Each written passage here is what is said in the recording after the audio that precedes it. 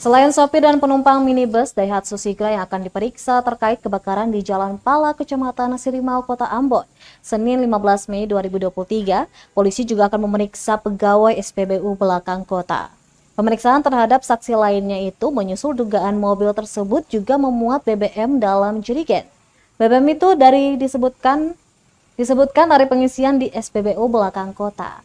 Demikian disampaikan PSKC Humas Polresta Ambon, Ibda Janet Al-Hukai kepada tribunambon.com Jumat 19 Mei 2023. Janet mengaku saat ini belum dilakukan pemeriksaan terhadap sopir Trisman Patislano dan penumpangnya Salmon Siahaletua, serta Serdan Nur Sigit Yusuf karena kondisi ketiganya masih sakit.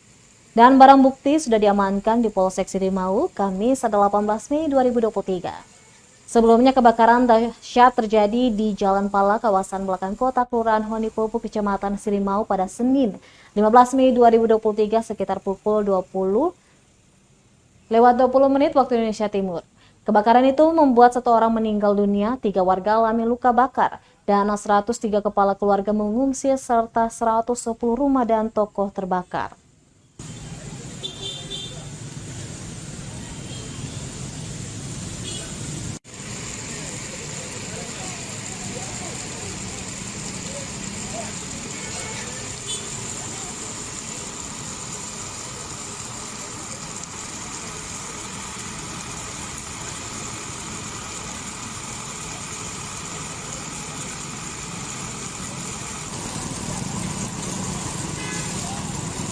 Terima kasih sudah nonton.